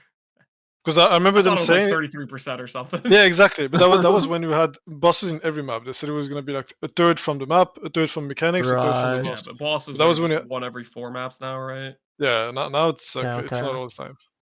So which Well, the means they thing should be is, big, right? That means they should be big, right? When you kill them, you get A you lot get of a lot of stuff. loot in you. Hopefully. well, yeah, it's Yeah. gonna have to, right? Yeah. Because otherwise, you just play your witch hunters and fly through maps. That's it. Oh, yeah, that's also with like the tier modifiers and stuff like that. This is the good point to bring in the rarity talk. What do you guys think about rarity? So, for context, rarity now affects currencies as well as item tiers. So, and it's multiplicative with map rarity as well. So you're gonna have like base rarity, and it's gonna like level up your currency drops. So like alchemies will presumably become chaos, chaos becomes exalt, etc., etc. But also it'll drop like higher tiered items, meaning it will like truncate bottom rolls and bad rolls and stuff like that. So in my eyes, this sounds completely broken, and it's just a stat that you'll absolutely want on every piece of gear, which is kind of like how quantity was originally in Path of Exile 1, and we finally won this league. By we, I mean, people that like making good builds, I guess. And they removed quantity from like uniques and stuff like that, finally in PoE 1. You can make strong builds as opposed to builds that drop a lot of items, which was the opportunity cost, right? From my point of view, I love making strong builds. I would like my character to farm 20% faster as opposed to my character dropping 20% more because of an arbitrary number that is on my gear. So that's my stance on like rarity, and I just wanted to gauge what you guys think about rarity and how it is PoE 2 currently. For me, I haven't felt too much one way or the other, but I'm hoping the balance they can strike is that the power cost you're giving up to force and the rarity is enough that Yeah. you have the ability to, like, let's say, go kill a boss versus not. That the rarity makes that much of a difference, but I don't know. I don't think it's necessarily going to be able to be possible. I think if you have a good enough build, then Yeah. you probably could force in the rarity, and then your build feels a little bit more crap, but then the loot's worth it. Yeah. I think the It's argument there probably might gonna be like you get like a little rarity, right? Wherever you can, Yeah, yeah. technically giving up some power. And then the goal is eventually you get that slam on every single piece, right? And you're not giving much up anymore, hopefully. I mean, who knows? But yeah, it does seem crazy. When Jonathan was talking about it, he said he wanted this to be one of the last vectors of upgrading your character, right? You have like damage, defense, speed. He's like, and now, you get way better drops, right? And like that's how you keep people playing and like grinding for something. And I don't know if that's like totally compelling is to, grind for getting more drops, from my grinding. You know what I'm saying? Like I'm going to keep playing until I get rarity slammed on gear. Like I don't know if that's what's going to keep me going, I mean, it's the other way around too. Like you do need the rarity to gear. From what they said, if you have more rarity, you get higher tier items, and if you get higher tier items, you have better gear and you get stronger. Multiplicative, So, so ideally it's the opposite. Like you would want to get rarity ASAP so you can gear up. You're just gonna be a hobo with rarity stats. I mean, wherever possible. I mean, I do that like. Sounds so uncomfy. I mean, I do like that rarity impacts the quality of the gear you drop, but that'll make it mandatory for progression to progress your character as fast as possible. And that means that I don't know, you might have to play a bit be weaker than you should be while you're progressing because you want to have rarity. It also depends like how much of an impact it actually has on like how much is like 10% rarity. Do you actually get like 10% more higher tier items? Like that we don't really know exactly how it's gonna. I think it just levels up tiers, much like the tier thing on bosses does. That's like what I assume is just they made it so there's like kind of like some threshold that over X amount of rarity it just truncates X tiers of items. And it might also mean just get it just like before, like someone's mentioning, get ready and farm lower tier content, like easier content. Right, yeah. God, I hope I suppose not. it depends on like item tier rolls as well. The thing that concerns me is like item rarity while mapping that wouldn't really matter too much if your character can be like, so if I can be like 50% stronger because I don't have any rarity rolls, that means I can technically farm 50% more efficiently, but get 50% or you could push less to the things. harder content too, right? Right, but when we get into endgame, and you have builds with rarity that can do bosses which cost like have an entry cost, it has like very big implications for the economy, because if you don't have rarity, you don't get like as many rewards as somebody who enters the buys a ticket for that boss. So then the price of accessing that boss is sort of skewed by the fact that people are running it with rarity, and it creates this dynamic where like you just don't feel like doing bosses if you don't have rarity, and that especially in with itself the would be like with the boss system that they have where there's tiers to them too. exactly. Like, if it is like that, you are going to want to play whatever build can squeeze in all the rarity and do the tier 4 boss, which like really, really funnels things down. That's the thing that really bosses are worries so me. hard that basically no one can do. Like you But I mean, have to have a really, really good build to do it. But I mean, it depends like where you get the rarity. Like it could be just runes. It could be like just I don't even know if are they gonna be affix on gear? Like yeah, we've seen affixes on gear. Affixes on gear, runes. We've seen yeah. that. So like it just depends how. If there's no uniques, maybe it's fine. Actually, yeah, I think that was the problem with PE1 is that you had the best MF items or unique items. So everybody had the same unique items on, and that was it. It was basically like D3 sets. Like you look at MF character, it looks like a D3 character. They're all the same. Yeah, so if it's just affixes on gear, then you just make good gear but with rarity on top, which would make it. Well, sometimes you would just give up some rest to get more rarity, and you fix your rest somewhere else, whatever. Then I think it's fine, probably fine. Yeah. But it would depend like how much of an impact it has compared to just straight up power. Kind of suffocates like the build creation aspect as well, because you might like if a build can't fit these modifiers because you want to have niche modifiers, and it's like, but it doesn't have rarity in the case, and it always feels like a little bit like restricting. And there might be like with right now, there's uniques that give way more rarity than you can get on a rare, and now that slot's locked down, or you feel like a loser for missing out on whatever it is. Very much a trade problem as well as SSF though, because as you said, it's progression. 100%. It's like mental warfare with yourself. Yeah. It's like, is it okay that I'm not getting like the most optimal drops right now? Like, is this like? I mean, it is a big deal though. Like in P1, I don't think it matters as much. Like for example, like from an SSF standpoint, like if I don't have rarity, like I don't care. It's like okay, I guess it's uniques, but unless you need a specific unique, you don't care. because it didn't affect like the quality of the gear drop. Like now you will gear up by having rarity, Yeah. so it's very different, and you will actually want as much rarity as possible at every point in the game. Yeah, I mean, Very sad. probably just get it Yeah. on a couple pieces, right? Like wherever you can manage it. Yeah, that's Wherever I just you can hope manage it everywhere. Just fucking Yeah. rarity everywhere, bro. Yeah. I'm worried about that because I'm Yeah, a, I mean, I'm well, a slave. it's to early this. access, right? Like if it feels like shit, we just let them know and pray yeah. they change, right? They did back down on quantity, right? Eventually. It took 10 Yeah, I years, but we got there. It took a while, but You know? That's it. In 10 years, no rarity. It's fine. Yeah. Halfway there. Start the clock. I feel like there's been a lot of those things recently where they backed down on stuff that felt like they were never going to back down on. Like quantity to me felt like one of those things. The trade auction house. houses felt like one of those things. So there's hope. I think, I don't know. We'll see.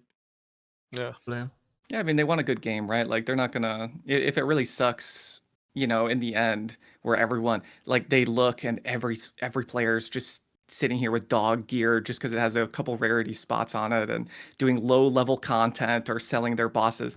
Like I don't think they're just gonna be like, oh well, we love rarity, so fuck everything else, I guess. Yeah. Yeah, they wouldn't compromise on the quality of the game. I do like new rarity. I just hope it's balanced properly. That's all. True. Yeah, because in a vacuum, it's kind of cool, like being able to like level up your gear basically just by having the stat. But I kind of wish that stat was more just present on your map, right? Like, so it doesn't mean get rid of rarity, but make it accessible to everyone and don't make it like a build element. In my eyes, that would be like the ideal, where like you're scaling difficulty of the content you're running, and because it's more difficult, it gives better stuff, right? That's the ideal world in my opinion. I like that.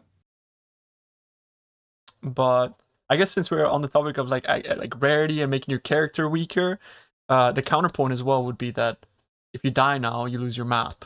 So there's now like a massive opportunity cost to not having a strong build. Risk. Yeah. It's an opportunity cost of being really good at the game now with no anything on your gear and only rarity.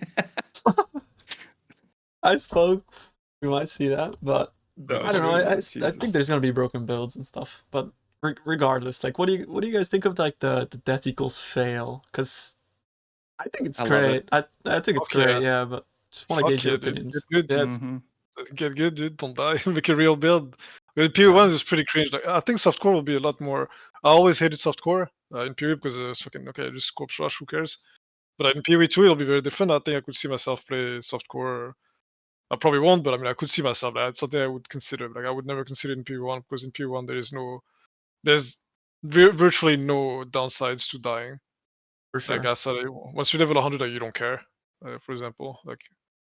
But in PoE2, you definitely don't want to die. So. Most people when they're 95, they don't care. Yeah. Like that's softcore. That's it, guy. I went far enough. 95 is 100 for most people. Yeah, I mean they have to give a fuck when they kill us now. They can't just be like, oh, sometimes it happens. Yeah, sometimes the random things will overlap, or a DD it explode, or whatever, and you get BS deaths. But they have to care now. That's pretty cool. That's fun. And also, like, bossing is going to be so much more interesting. Like when you do your quest X arc, I'm going to be real, okay? I'm going to put myself out here, okay? I don't do X arc balls, okay? I just die every time. I just die. That's fair enough. Yeah. Every time I've done the fight, like it's completely there might fair, be like one time I've only died once, but it's like why do I have to learn it? I don't. Yeah. I put about like 10% of the effort, like that I should in most like I'll boss try, fights in softcore. but... I'm kind of just like playing, like I'm role playing having no hands basically when I do bosses. So I think like having that element of like if I don't do this, I'm like screwed. That's great. Like I like the fact that like I finally I have to turn on my monitor to play Path of Exile is like a great feeling. Like in softcore, right? So in hardcore, obviously you guys you don't just like click the portal, walk in, hold right click until you die, and then do that 6 times, right? Like that also means that the devs can balance around that. That's the flip side, is that they can now, as you said, they can't just one shot you. They have to balance around that, and they can create like encounters that are technically they're still gonna one shot you. I mean, I'm sorry, real quick, Tuna, were we not supposed to swear or anything? I mean, there isn't like a guideline, I think. I think keeping it like a little bit less. Okay, all right. I'll try. I should have asked that. It's way too late now. Have fun editing. Yeah, this now out. we're in too. I figured like after like the fourth fuck, like we were in too deep, so I just like let it go. Like, Good.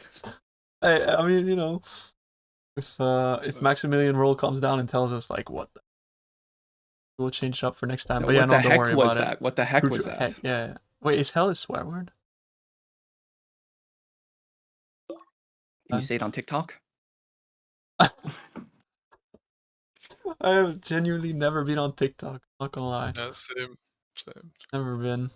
I'm trying to cut out Twitter out of my life too. Yeah, no, I hate that GGG uses it as like their primary source of it. Totally off topic and. Anyways, whatever. bosses. Yeah, bosses. Good. I guess like it would bring me to like the last topic that I wrote down, which is the uber pinnacle boss, difficulty, speculation, and anything. Like, what do you guys think about the pinnacle boss? Like, who is he? I'm so excited about this one because it might like that, and also like the ultimatum boss that we don't know if it's the task manager yet. So. Oh yeah. The task manager. It's gonna be the task manager for sure. You think it's the task manager? Ain't no way they let him talk crap to me. Guys, it's task master. Oh my god. Task manager is. Oh my god. I mean, what if it's in Siri or something? Because he's the Val guy. I don't know. Kind of cool. I really hope it's not Taskmaster. But the pinnacle boss, I think like the theme is amazing.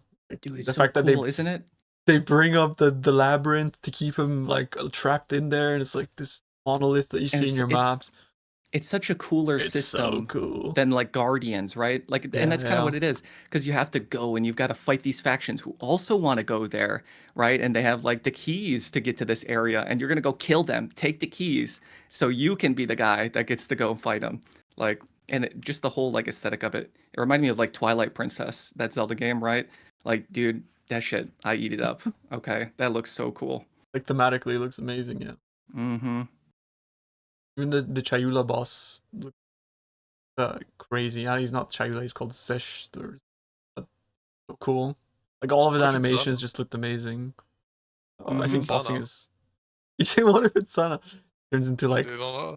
He turns into like the demon from Infernalist. Wait, there's got to be a reason Zana left us, right? Yeah. I think Sana will make a comeback for sure. It'll be Zana, but then like a demon will explode out of her or something. I don't know, corruption or something. Tentacles. Tentacles, okay. I mean, she is Shaper's daughter, right? Okay. Yeah, not Elder. Shaper doesn't have tentacles. I guess like this would bring me to say like, how long do you expect people to take, or how long would you expect yourself to take to go through the campaign? I guess like we'll start with like, how long do you expect to go through the campaign, and then into 2 T16s, right? And then to kill the boss. So that's like 3 numbers you have to give me. I'll start with Lance. What do you think? Okay, I'm gonna regret this because later on when it takes longer, it's gonna sound so stupid. I'm gonna say campaign, 10 hours. Okay. Like that might be feasible, maybe, until I get repeatedly stomped in boss fights. Get the T16 maps. I don't know, 3 days.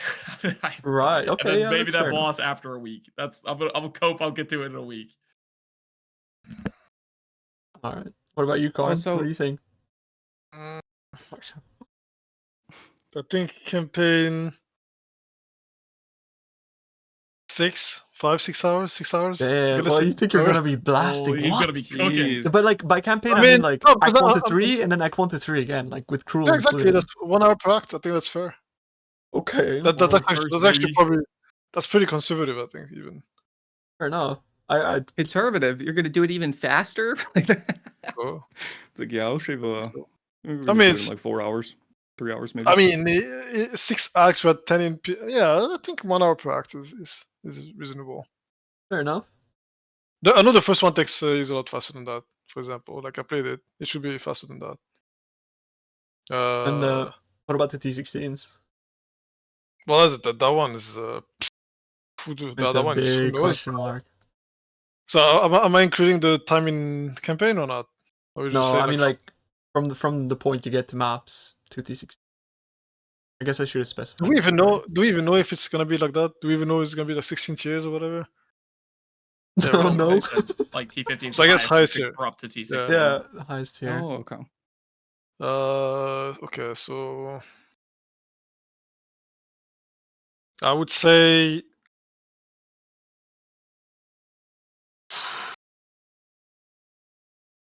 no, it's hard. It's hard. Maybe 50. It's really hard. It's actually really You don't know if difficult they're to gonna know. like have the like cooked drop rate of maps and stuff, or like it's gonna be hard. Yeah, to you don't sustain. know. You have no idea. Actually, I've actually no idea. I'm just gonna say something out of my ass. Probably like But 50. we're all speaking out of our ass right now. Speculation. I would say 20. That's 15 to 20 hours, maybe. I don't know. Yeah, Well, he's Something like that. cooking. That's crazy. I don't You know. gonna That's kill the Uber genuinely Pinnacle? crazy. Like, The thing what is- are we talking? What's the Pinnacle boss? Pinnacle boss, probably. I mean, it should not be much longer than that. Then Pinnacle boss, I would say like 50. 50 hours. Okay. Yeah, No, 15. Oh, no, 15. 15. no, like total. Oh, in total. Ah, wait, no. Yeah. 50 Total hours from of entering playtime? maps Okay. to 15 total from entering maps to Pinnacle boss. I think 50. Yeah, that seems fair. What's that? think The that's Pinnacle like- boss. Does that still have the 4 tiers? Yeah, but are we talking about tier 1, I mean, tier the- I think, 4? I think it first has a one, tier yeah. system. Once you It's beat gotta it be the once, then first you can one, do the yeah. passive tree, and then Oh, those okay, guys the make first it one. higher level. Yeah, and I'm assuming we're talking like first tier. So honestly, also is it just RNG? You just run into it, you're just there. You just find the well. But we don't know if you gotta can beat find it, the right? How hard safe is it gonna house, be? whatever's. Yeah, but he said to get bandits to it, or- not beat it, right? Oh. You said to beat it or get to it. I'm beating it in 7 days, maybe. I mean, I'm not really sure. Like, it's hard to say. Like, I suppose get to it. Yeah, I suppose get to it is the better metric. Yeah, get 'cause to it. Who knows how hard it is, right? Yeah, like it could be that just RNG just fucking find it instantly. It'd just like, be I don't over know. tuned as hell and nobody kills it. Yeah, so yeah, I would say That'd actually be sick. Yeah, yeah, I think so 15, too. 15 to 20 hours to max tier, whatever, and then probably another 15 for Pinnacle boss, maybe 10, 15. I don't know. So, out of mass. What do you think, I Triple? mean, campaign is probably like 8 to 10 hours. Like, I'm not gonna try to spurg through everything, but I'm gonna skip the like random dudes dialogue, but listen to anyone I think is cool who deserves it. No offense, lore writers. Something like that seems pretty reasonable if they expect like super new people to be 25 hours through it all. Yeah, for like getting the T15 maps, I don't know, 30 hours, something like that.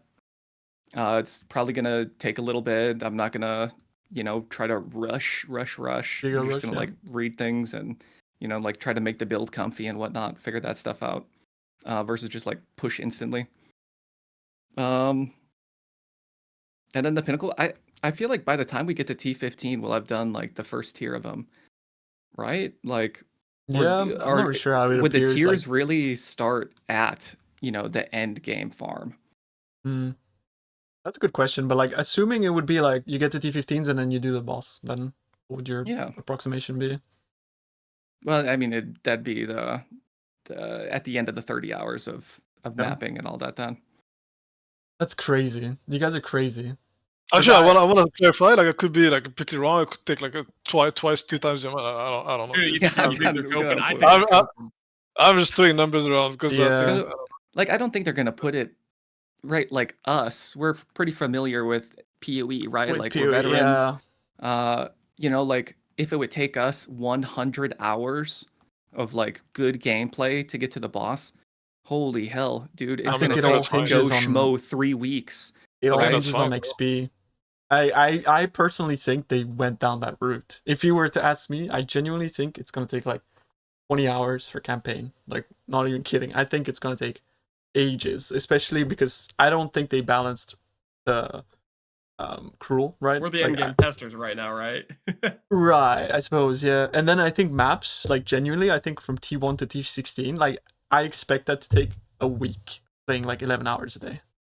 What the holy? Oh, relax. I suspect, I think they don't want us to play like it's PoE 1. Like, and it just looks like Oh that. yeah. Yeah, with how it's like infinite as well, and how long the maps take, and how big the zones were. Like I mean, you played in LA. The zones were huge. If maps are that big, they're gonna take forever to run. Well, it will be a lot more mobile though. We'll have like leap slams, shield chargers, and stuff. It's Yeah, I suppose. really... I mean, we'll have to see. Like, well, I genuinely think it's gonna take forever. I think progression is gonna be super slow. And I guess that brings me to, how long do you think it'll take for the first level 100? 4 days. 10 days. No. Are we talking played, or are we talking like real time? Because 10 days. I think like real time, not played for this example. Real time. Real time. Real time is probably like, I mean, 10 days seems kind of fair, but I think I would say maybe less, maybe a week. I would say at least a week for sure. Like, it's not gonna be faster than a week. It'd be crazy. But yeah, so a week to 10 days seems. Because I don't know how much worse they want to make it compared to what it is in PoE1 now. Because now in PoE1 it's fucking 30. It's like 35 hours ish real time, but less 30 hours, whatever. 24 Somebody hours. just asked in my chat if real time is different for card. Well, I mean, It is a little bit. He's playing Chronomancer. The quick 48-hour sesh. Nah, 48 is old. It's old news. Ramp it up. I think, yeah, maybe 10 days. I think Rance might be right. Maybe 10 days. Yeah, a week to 10 days. Crazy. Could be longer. I could see it being 2 weeks, honestly, but I think a week to 10 days. That would be crazy. I think it's gonna take a month or two. A month? I mean, it could be. Two months? I think anywhere between 1 to 2 months. I think it's gonna be crazy. You've got shit-stained Steve out there grinding for 2 months. That's crazy. I don't know. Because it's a new game and they want to start it slow, I think, and also they've explicitly always said how they hate people reach 100 that is true. and beat their game. True. They said that's the thing. That is the thing. We talk about the first to reach it. It's not gonna be like the average player. Like for example, you take the average player to reach level 100 right now, and you see it's probably they don't reach level 100.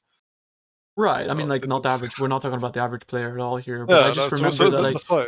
Bro, when I guess it was a completely different example because they didn't have like good monster scaling. But when PoE's first level 100 it took forever, right?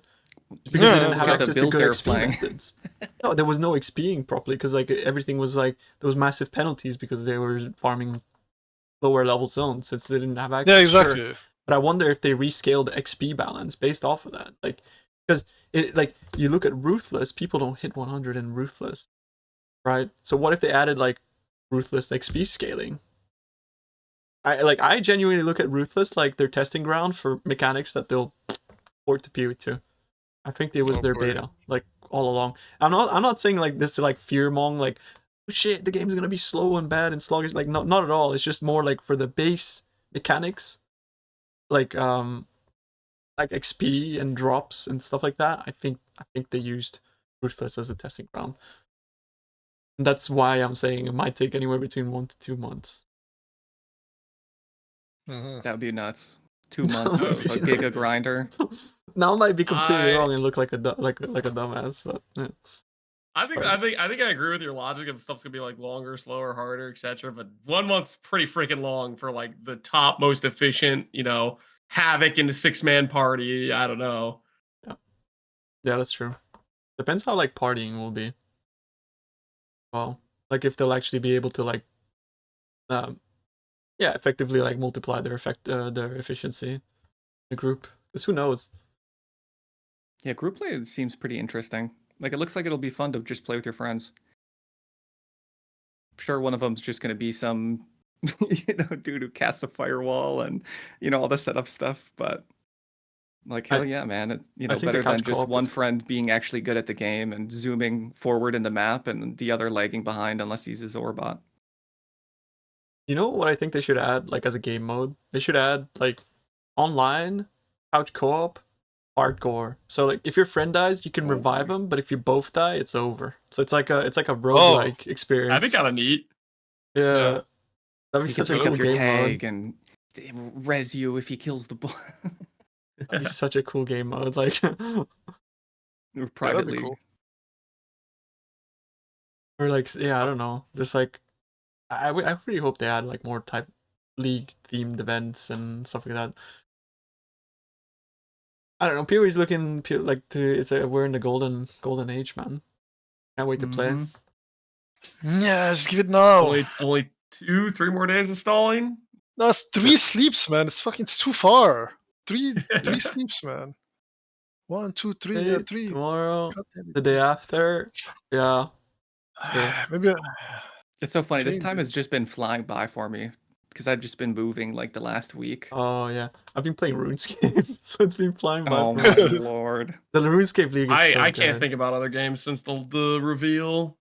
Yeah, fair enough. I had a master plan to do a character in regular PoE, and I lost all interest. Yeah. Yeah, geez, it's almost scary how disinterested I am Yeah, in same. PoE 1 right now. Like, I mean, come Yeah, because you know February people- though, PoE just coming is a problem. I also wanted to do stuff Yeah. in the main game, and then I'm like, bro, like it's like I don't want to log a in week at or all two, as and well.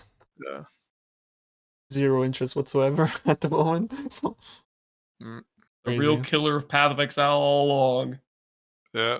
they were I actually loved the answer, Jonathan, when he said that he was talking about something, and he said how the second best RPG is gonna be PoE1. This is what he said, right? At some point, I don't remember what was the context. Based. Basically Yes. saying just like, yeah. That's a dominant statement. I mean, it's true. I think and it's then third best is absolutely- Torchlight. I mean, that's true as well.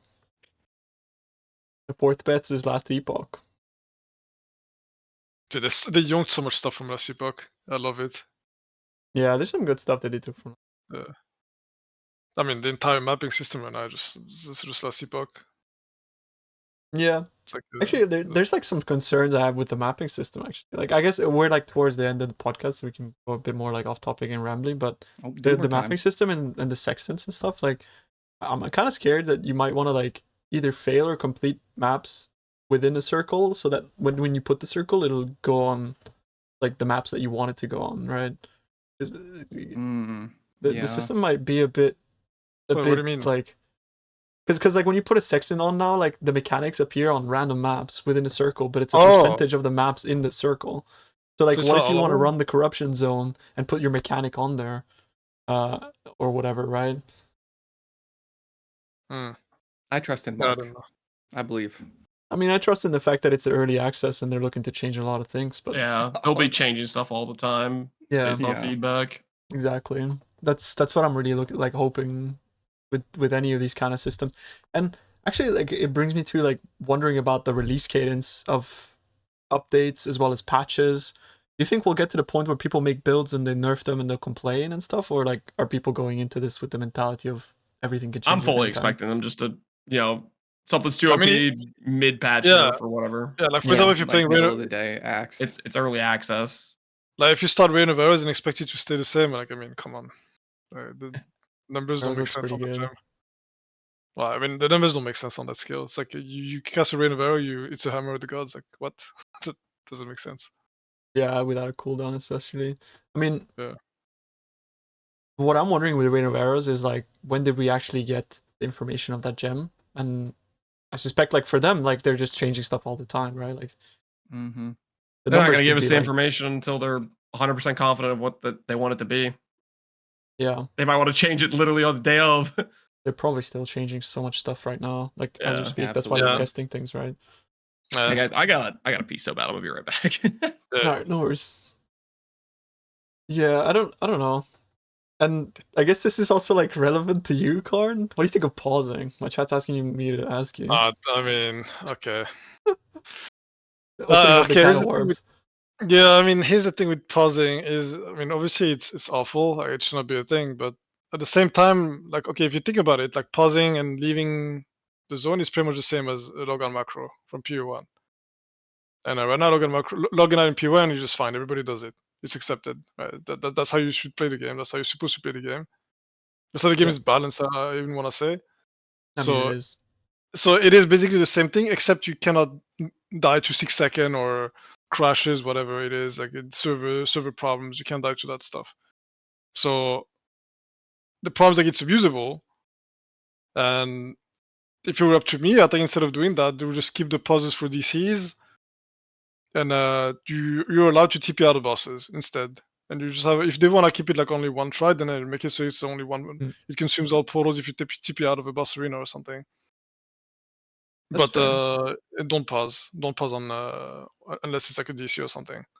But like the Yeah. way it is now, yeah, it's gonna be cringe because not now, especially without a cooldown, like you can literally just play fucking turn-based PoE pretty much. It's like If you when want. speedrunners like do the pause thing to like line up their right, like it's gonna be like that on a boss fight with a squishy build that you just like cheese, by doing a lot of pausing, to get out of the way of whatever the fuck it is and all of that. I don't know. It seems really corny, but Yeah, it is bad. It is bad, but I think it's the lesser evil. I'd rather have that and have something that can just cheat the hardcore experience for those who just. I mean, if you want to cheat your own hardcore experience, I mean. I just do a pause limit. If it's a Yeah, problem, it should right? be You a only get to cooldown. pause 10 or 20 times during a boss. Even that's already crazy. Or a but cooldown, just a cooldown, right? yeah, so. that would be good too. Yeah. Yeah. But Well, that wouldn't. Well, if you're lagging, now your legs on cooldown. yeah, I mean, yeah, that's another problem. Yeah. It's like, So either the way, solution. you lagged for 101 milliseconds in the last 5 seconds. Yeah, there's no way. Like if DC protection should always remain the same. I just feel like the solution is simple. Like allow people to pause during maps. Like that's kind of whatever, anyways. But during boss fights, don't allow pause, but have like some kind of currency that you use. It is like you click it and it like somehow like either channels and it goes to the checkpoint when you use that, because they said they didn't want people to abuse portals, so just give people like a currency or something that they can use that brings them back to the checkpoint or something. But the point is like that you have to channel it for like a second. You just can't like TP out and cheese those. Yeah, I mean, I'm pretty sure that's what everybody has been saying. Like, you just allow people to TP and no pause, and that's it. Right. I don't want any of that. Man, when you enter that arena, okay, you have to bitch out and give up the whole fight, or one of you has to die. That's what I want. Yeah, I mean, If that's you have that, like that's a you have that's like what we're talking a coin you Yeah. flip to go back. No, but if you leave, no, but he's saying that if you leave, then you lose the fight. Then it's over. Yeah. Oh, is that what you're saying? Okay, yeah. Yeah, Well, we're just so saying you I thought TP you out could just and do that already. No, you can't TP. Well, They like you disable just, TPs in boss fights. That's what they're No, No, saying. there's no while you're paused or something. I thought there was like a leave. You just get to. Yeah. Takes you back to a checkpoint and you can attempt it again. Is that the case though for stuff like a bus set or whatever? Don't you lose it if you leave? Well, from how it is right now, it didn't sound like it. It literally just sounded like you can pause and then return to checkpoint, and it'll literally take you back in front of the arena, like the start of the arena. Let's see. And like the only way you fail it is like if you die or if you leave because you're too weak. Mm-hmm. Yeah, but I mean, if you leave, you said you just restart. Yeah, so like like the way that it works in maps right now, they put 6 portals there because you can leave and bring loot out and then go back in. Yeah. But I don't like in bosses they said play. they disabled portals altogether. So Yeah, which is, I mean, that's the problem. That is because they want you to have only one try at bosses, but they also want you to be able to get loot from maps with portals. And yeah, that's this entire thing. I mean, it should just be like, I don't know if it's something they can do, but if you TP out of a boss arena, then you lose all your portals, that type of thing. yeah. But yeah, because I'd rather either way, like I'd rather, as bad as it is now, I'd rather have this than what we had before.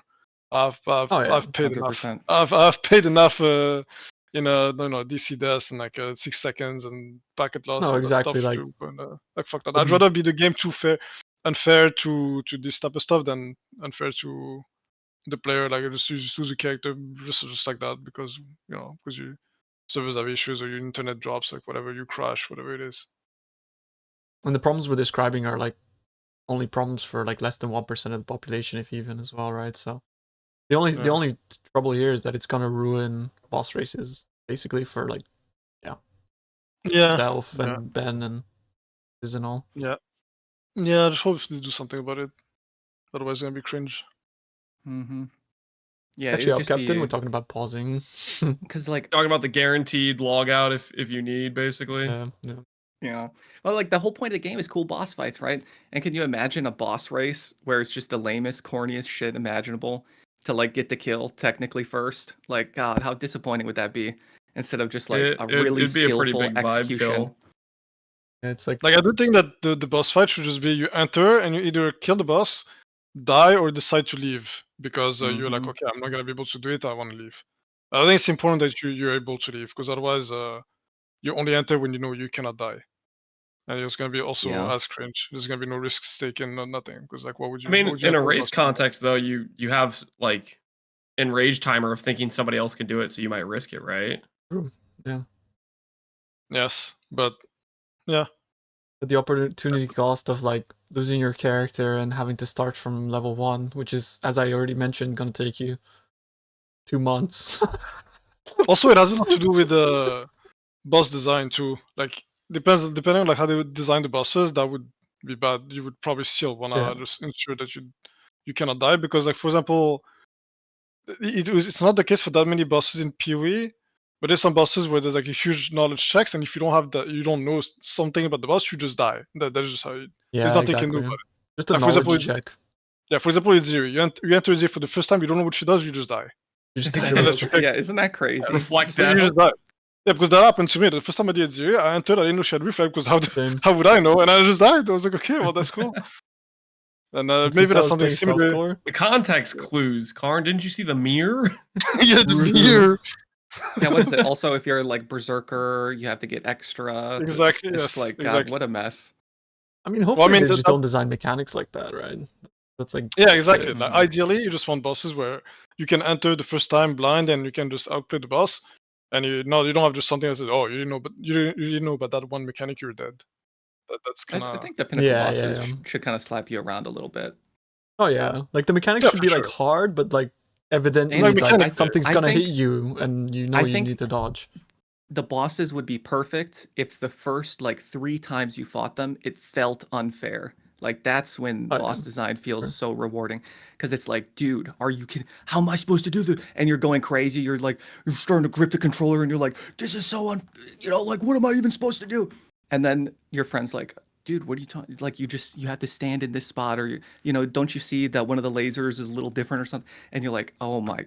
Or like with Cyrus, right? You're like, how am I supposed to know where Cyrus is teleporting? This is so stupid. He's off screen and be all. And it's like, he turns and then he teleports. And then once you have that, you're like, oh my God, he just went that every single time. It's so much easier. Like, that's when it hits, is when you have that initial feeling, I think. That's what I look forward to. Sure. Kiwi's been done bossing fairly well though. So they have a really good track record for like the only bosses. Yeah, the only boss I can think of that have, like, big knowledge checks that are kind of unfair is Ziri and Maven. Yeah, like when I first walked into Maven and the thing started lighting up, I had no clue what the hell was going on. Yeah, like you don't really know what you're supposed to do, and then once you make one mistake, it's like, oh, okay, I have 1 second to figure it out and fix it like right now. But it's like, it's not really reasonable. Like, it's not. You just get slammed. Yeah, poor boss kinda, but I mean, So that's why, like, on a boss like this, for example, if you can't decide to leave, it's like, fuck, I guess I'm dead, yeah. Yeah, hopefully for the rest of it was fine. For example, Ubrelda, I think, is a good example of a fight that's very, very well done. Like, it's not the first time you do it, there's a lot of stuff. Like, it just challenges you mechanically, and like you have to react to situations that are pretty clear. I'm getting slammed, there's balls coming my way, I'm being slow, there's poop there, it's pretty straightforward. It's very clear what you have to do, and it's just, okay, play well and you kill the boss, If you don't play well, well, I mean, you'll know what you die to. Oh, I got slammed. I messed up. Even like the Act 1 and 2 bosses that I played, everything felt pretty fair. So I think they're just gonna continue down that path. It'll be pretty sweet. Yeah. Like half the time I was fighting the boss, I was just like, man, that mechanic looks cool. That move. Like appreciating it. It never felt like unfair. It just felt hard. Like, at least when, like, I guess it's a balance thing, right? Like, who knows how they're gonna ship it, but I remember it being pretty damn hard. I hope it's gonna be the same. But I mean, that's pretty much all there is on the topic list. I don't know if you guys got like more things you want to mention, and otherwise I'll allow you boys to plug your streams, plug your YouTubes, whatever, as we're going to be uploading this on the actual channel. So yeah, we start with Captain Lance. All right. You guys can find me at twitch.tv/CaptainLance9 or YouTube CaptainLance9. Make videos and stream pretty much every day. Badass. Karn? Yo, so Karn, on twitch.tv/Karn_. On YouTube, it's Karn Durak. Twitter, Karn Durak as well. And yeah, I'll be on for who knows how long on PoE2 release. We'll see. Huh. Yeah, for real. I have like a Friendsgiving or something the next day, and it's like, all right, I guess I could show up for 2 hours. It's like, okay, do I stay up all the way until the Friendsgiving, eat a bunch, pass out when I get home? Like, what's That's the play for sure. Yeah. The pass out plan. Yeah. Tripolar Bear everywhere. Nice. And yeah, I'm Crouching Tuna, and it's Crouching Tuna, Crouching_Tuna from Twitch. That's basically it as well. And hopefully I'll be doing more YouTube videos as well, but for the time being, a bit dead on that front. But yeah, thank you so much for showing up, boys, and doing the podcast with me. I'm not the best of hosts, but I feel like we did a pretty good job. So hope you guys enjoyed the discussion. Plus 2 hours closer to PoE2. Yeah, exactly, bro. Exactly. Time has been successfully passed. Thanks so much for coming on, boys, especially on such short notice and everything. And I look forward to also working with you boys on Max Roll and stuff. So yeah. And hell yeah, man. Yeah, thanks for having us. All right, peace, boys. Have a good night, boys. Yeah. Peace. Yep.